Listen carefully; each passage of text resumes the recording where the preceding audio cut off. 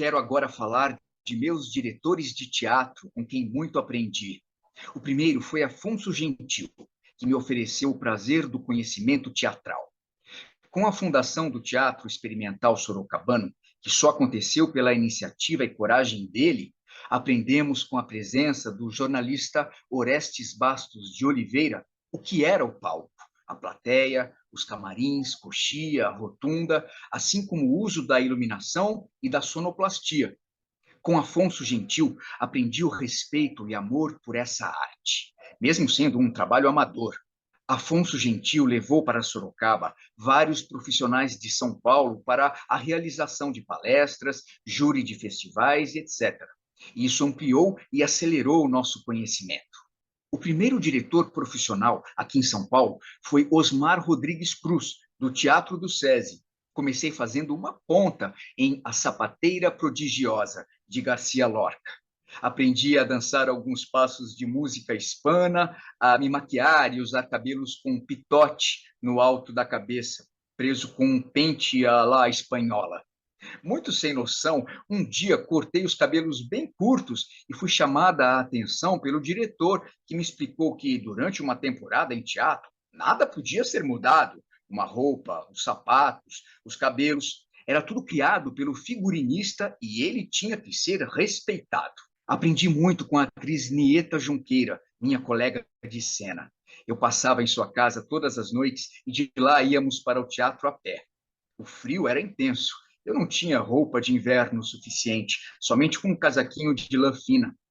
Ela me abraçava com seu casacão de pura lã e dizia no meu ouvido: Coragem, amiga, você tem um palco lhe esperando e então, mesmo quando estiver doente, não pode faltar no espetáculo. Apruma o cadáver e vá para o trabalho. Aprendi que nada é motivo para deixar o público esperando, mesmo que você esteja fazendo um papelito, como era o caso. Fiquei muito triste no último dia da temporada, 4 meses depois, quando vi todos se despedindo e saindo do teatro, carregando malas e sacolas com seus pertences, juntados no camarim durante a temporada. Sabe Deus quando nos encontraríamos e se nos encontraríamos um dia? Nieta Junqueira tornou-se minha amiga bem chegada desde a temporada da Sapateira Prodigiosa. Continuei frequentando sua casa, ouvindo histórias sobre as atrizes e atores famosos como Cacilda Becker, Paulo Altran. Foi Nieta que me indicou para o diretor Maurice Vanneau, diretor belga recém-chegado ao Brasil. Fui ao Teatro Aliança Francesa, onde Vanneau estava ensaiando o Sistema Fabrit, com Leonardo Villar e Débora Duarte, na época uma menina iniciando sua carreira. Vanneau pediu para eu declamar um pequeno poema para testar a minha voz e andar como se fosse uma senhora idosa. Gritou comigo dizendo: Pare! Por que você está andando assim arcada? Você vai fazer o papel de uma pessoa idosa que é a governante da casa, mas não é uma aleijada. Juro que tive vontade de sair correndo, envergonhada, já que estava na frente do elenco que me olhava penalizado. Ele completou: Tudo bem, venha para o ensaio amanhã às 15 horas e traga a sua carteira profissional. Fizemos uma temporada de 4 meses e adorei os colegas. O trabalho foi tranquilo. Foi nessa temporada, no fim de um espetáculo, que recebi um telegrama do Miro dizendo que sua filha Ivani tinha falecido. Nenhum telegrama era permitido ser entregue antes de terminar o espetáculo. Quando recebi o telegrama, já era bem tarde e não consegui viajar naquele dia. No dia seguinte, era um domingo, corri para Campinas para tentar dividir a dor da família pela perda de minha pequenina sobrinha. Voltei correndo, pois tinha espetáculo às 18 horas. Outro diretor, Ademar Guerra, também era sorocabano como eu. Começando pela televisão, tive uma experiência fascinante na TV Cultura. Às 6 horas da manhã, tinha que estar na sala de maquiagem, naturalmente esperando as primeiras atrizes serem maquiadas. Depois, era a vez do segundo time, do qual eu fazia parte. A seguir, para o camarim, para provar o figurino, que muitas vezes era costurado no próprio corpo. Tanto o maquiador ou o figurinista davam muita atenção às estrelas, e nós éramos tratadas como peões em obra, em que o arquiteto é a figura principal e o pedreiro, ai, coitado do pedreiro, saía de lá muitas vezes à noite. Ganhava algum cachê do trabalho na televisão, o que me valia muito. Agora com Adhemar no teatro, a maravilhosa experiência na montagem de Mahasadi. Até então, nunca tinha feito os famosos laboratórios tão bem aplicados no Actors Studio de Nova York do método de Stanislavski. Começávamos o trabalho às 14 horas com todos os que faziam os loucos da peça. Só exercícios de imaginação e criatividade, que terminavam às 18 horas. Às 19 horas, depois de 1 hora para lanche, iniciava-se o ensaio. Em casa, Gentil trabalhando fora como fiscal da Previdência e à noite nos seus ensaios. Portanto, esquemas eram montados para cuidar do Décio, ora com a cunhada Vera, ou com a Dir, ou com Dona Alzira, uma avó zelosa para cuidar do neto. Décio tinha apenas 10 anos de idade. A temporada de Mahasadi foi um sucesso e estive presente também como auxiliar do Adhemar na montagem de Ré, outro grande sucesso. Vamos agora lembrar de um diretor competente, um gênio, um fanático, Antunes Filho. Fui fazer um teste para participar de um espetáculo que ele estava dirigindo. Era Em Família, e eu ia fazer o papel de uma freguesa chata da costureira, que era um dos papéis principais. Estava em pé na cadeira enquanto ela fazia a bainha do meu vestido. Quando abri a boca para dizer a minha fala, Antunes mandou parar, dizendo que eu era muito doce e não podia fazer aquele papel. Outra experiência com ele foi ser uma auxiliar de cozinha de um restaurante na peça de muito sucesso A Cozinha, do inglês Arnold Wesker. Eu era a moça do café e tinha somente uma fala que era saindo um omelete, quando um dos personagens vinha buscar na janelinha do café onde eu estava. Um dia, esqueci a fala porque estava preocupada com o Décio, que estava sentado, escondido nos meus pés, brincando com carrinhos. Chamei a atenção dele, pois ele estava fazendo barulho, imitando o ronco dos carrinhos com a boca. Vi que Antunes estava na coxia, esperando uma saída minha. Saí de outro lado do palco, desci pelo porão e dei de cara com ele, que entrou no porão do outro lado para me dar uma bronca. Você quebrou a cena mais importante da peça, que é o rush na hora do almoço e o restaurante. Não grite comigo, eu disse. Pego o Décio, vou embora e não volto nunca mais. Ele se acalmou diante da minha ameaça e voltei para a minha janelinha do café até terminar o espetáculo. Na temporada dessa peça no Rio, outra bronca. Foi quando vim para o espetáculo com um sapatinho branco com uma minúscula tirinha vermelha na ponta. Tinha lavado o sapato de cena. Ele, o terrível, entrou no camarim e começou a falar da importância do figurinista numa peça que passa dias e dias estudando o texto para decidir o que os atores iriam vestir. Ninguém estava entendendo nada até ele dizer, porque Elvira Gentil não sabia respeitar esse profissional. Ele me fez pegar um táxi e buscar meu tênis molhado e chegar antes do terceiro sinal. O primeiro sinal já fora dado. Todas essas broncas ensinaram-me o que era ser uma atriz, a responsabilidade e o respeito para os autores, diretor e, sobretudo, para o público. No meu primeiro trabalho de direção, com a peça Mais Quero Asno que me carregue do que Cavalo que me derrube, ganhei o prêmio de revelação de direção, prêmio este dado pela APCT, Associação Paulista de Críticos de Teatro, atual APCA. Daí por diante, meu trabalho sempre foi reconhecido.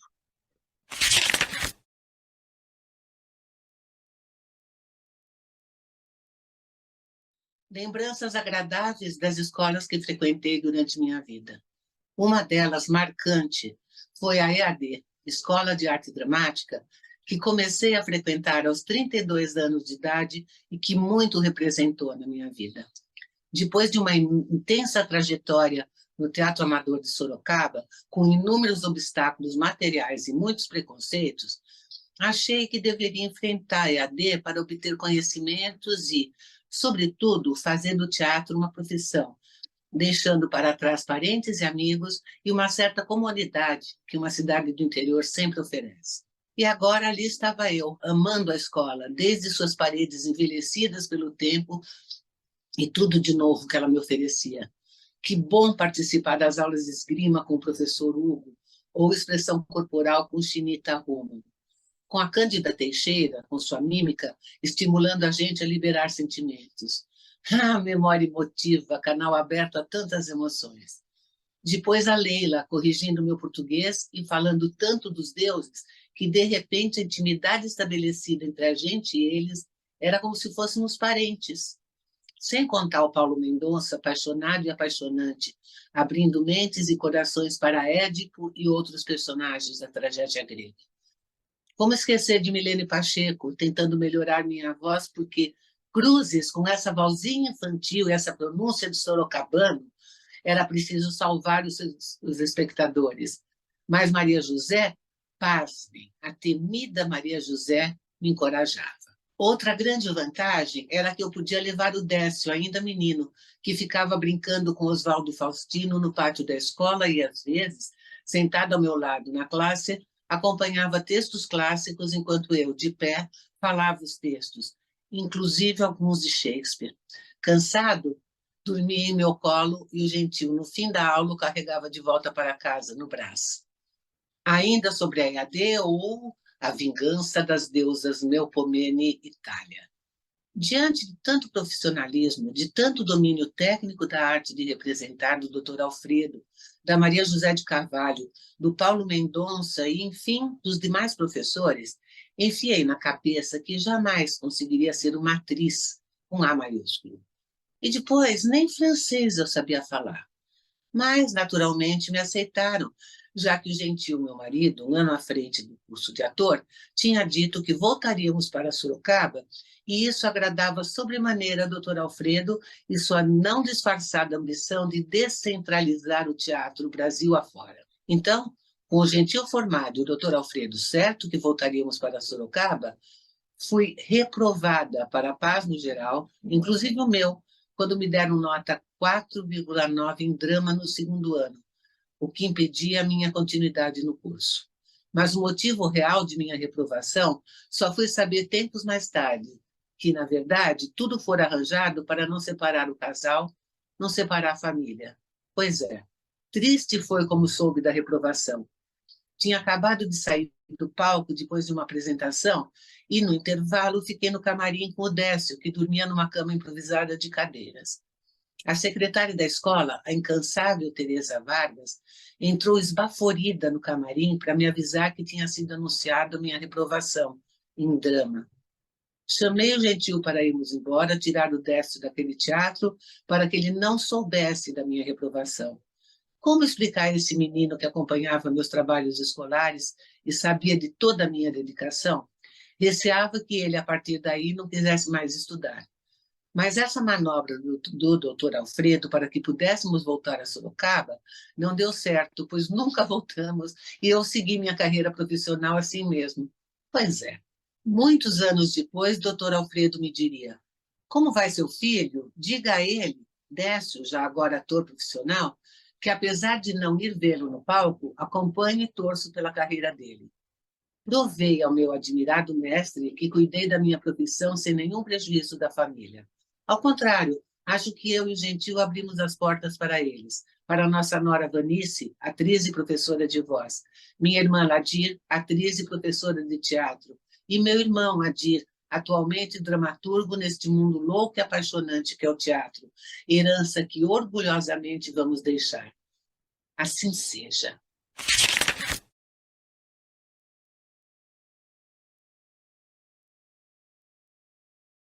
Um curso que me deu muita satisfação foi o do professor Eugênio Kuzmich, que conheci ao conviver com ele no palco quando fazíamos Mahasad, na antológica versão do diretor Ademar Guerra. Ele me convidou para frequentar seu curso no Teatro Aliança Francesa. Como estava trabalhando no serviço público no período da manhã, podia ir direto para as aulas dele. Ele era especialista em Stanislavski e foi aí que comecei a estudar o método, que sempre ajudou e me ajuda até hoje. 2 fatos muito fortes aconteceram neste curso. Ao conhecer o método, criei como base para uma aula uma biografia de uma menina estuprada aos 13 anos. Entre o medo e a violência, ela conheceu o orgasmo. Quando moça, enlouqueceu. Tinha crises em que, às vezes, era santa e, em outras, pecadora. Eu tinha 39 anos e todos diziam que aparentava 25. Usava, como todas as mocinhas do curso, roupas de balé e sapatilha. Era magra e no palco com as outras tinha andar de bailarina. No papel, eu, com gestos sensuais ou de santa, abria os braços lembrando Cristo na cruz. Mas, diante da cena, o fato é que, para minha surpresa, um homem forte subiu no palco, jogou-me no chão e veio por cima de mim. Gritaria geral. Outros alunos tiraram o homem de cima de meu corpo. E uma aluna, super assustada, me levou ao camarim, me abraçando muito, pedindo desculpas. O tal homem era o marido dela, que não entendia nada de teatro e acreditou que eu estava me oferecendo. Apesar da violência, eu percebi como o método funcionava. Outro fato importante aconteceu quando um dia o Kuzert me convidou para ir à casa dele fazer laboratórios com mais alguns poucos alunos e pediu permissão para me filmar. Dizia que eu era uma atriz inteiramente stanislavskiana. Boas lembranças. Novas andanças e novas lembranças. A primeira vez que fui a Paris, fiquei na casa de um amigo, ex-aluno da EAD, que se chamava Paulo Malenha. Ele e seu amigo Luiz trabalhavam o dia todo e eu ficava sozinha no apartamento deles. Ia andar pelo bairro e conheci uma feira medieval onde, acreditem, tinha desde frutas, verduras, lojas de roupas, de móveis antigos, um piano, onde um rapaz tocava, e até um carro à venda. Durante anos, trabalhei muito, às vezes até em 3 empregos. Teve uma época em que dirigi um grupo em Osasco, outro no CESP, e tinha um serviço público. Um dia recebi a visita de um amigo, Moisés Miatkowski, que viera me pedir para entrar com ele numa faculdade de arte e educação, pois, sem um diploma de um curso universitário, ele corria o risco de perder seu emprego no Clube Paineiras, que lhe dava seu sustento. Pois agora, para dar aula, era preciso ter esse diploma. Mas como ir para uma faculdade, meu amigo? Disse-lhe eu. Eu já tenho 79 anos. Por favor, disse ele. Lá não tem limite de idade. E lá fui eu, com essa idade, para uma faculdade. Adorei! Fui dirigida por um menino de 20 anos que não sabia nada de teatro, e eu o ensinava a me dirigir. Aprendi a fazer maquete na aula de cenografia. Depois, com 83 anos, entrei na Universidade Mackenzie para fazer uma pós-graduação sobre estéticas contemporâneas, onde tive a oportunidade de conhecer vários filósofos que me ajudaram a ver a vida de uma outra maneira. Esqueci de dizer que estive na Juilliard School, em New York, em 2004, para um curso de inglês durante 4 meses, e morei no campus, num apartamento com mais 8 meninas, coreanas, japonesas e chinesas. Eu tinha um quartinho pequeno, só para mim. Adorei tanto essa escola que no ano seguinte, a Vanice, minha nora, e a Líria, minha neta, também ficaram por um mês. E, creio, amaram a Juilliard também. Assim encerro o capítulo Escolas em Minha Vida.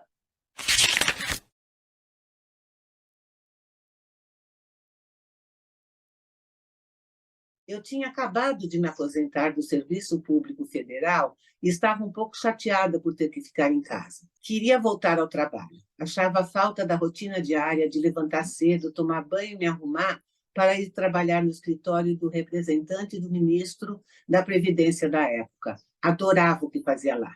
Então fui chamada pela minha amiga, professora da ECA, Renata Palottini, que estava trabalhando numa nova secretaria estadual chamada Secretaria do Menor. Ela me pediu que arrumasse um grupo de palhacinhos para ir atender meninos de rua que frequentavam as casas abertas. Lá iam para um banho e almoçar antes de voltar para as ruas, onde adoravam ficar. Reuni em casa alguns amigos do Décio e criei uma atividade diferenciada. O João Mauro, que jogava bola na rua com o Décio, foi trabalhar no Parque Tietê como professor de futebol. Gostou tanto do trabalho que foi se aperfeiçoando nesse esporte e hoje dá palestra no exterior falando da sua grande experiência com crianças carentes. Nesse momento, eu já estava trabalhando com a Renata como secretária, criando projetos. Um dia ela foi embora e me deixou no lugar dela. Fui chamada para uma conversa com a secretária Alda Marco Antônio. E ela me perguntou: o que você acha que a criança mais gosta para evitar que ela vá morar nas ruas? Eu disse, pela minha própria experiência, que criança gostava muito de circo, não só dos palhaços, mas de subir no trapézio, andar na corda esticada a 1 metro longe do chão. E ela me disse: então, compre um circo e mande erguer a lona no bairro Brasilândia, onde tem muitas crianças carentes. Foi o que fizemos. Nesse circo, levei artistas circenses, professor de ginástica, professores de teatro e de artes plásticas. No prazo de mais ou menos 2 anos, tinha mais 8 lonas espalhadas nas periferias de São Paulo. Foi um sucesso. 4 crianças da Brasilândia foram premiadas no Festival de Mônaco. Lembranças maravilhosas. Levamos as crianças para Mônaco e elas ganharam o prêmio de melhores artistas circenses, concorrendo com os meninos do Japão, que até então eram os melhores do mundo. Hoje, passados tantos anos, onde estão essas crianças? Ainda vivem? Bom, não demorou muito, a política derrubou a Alda e colocou Fleury como governador, sucedendo Orestes Quércia, que faleceu após seu mandato. Nesse momento, não sei onde essas crianças estão. Só sei que nessa época tomei outro rumo. Fui trabalhar na Secretaria da Cultura, onde Marcos Mendonça era o secretário. Levei o circo para as oficinas dessa secretaria e fui mais uma vez bem-sucedida. Cercava-me de pessoas de talento. Os anos passaram e estava em pleno apogeu, tinha uma seção com bastante funcionários. E lá fiquei até ser mais uma vez despedida. A inveja sempre me causou alguns transtornos. Nunca mais soube dos funcionários maravilhosos que trabalharam lá comigo. Estas são as lembranças das 2 secretarias que trabalhei ao longo da minha vida.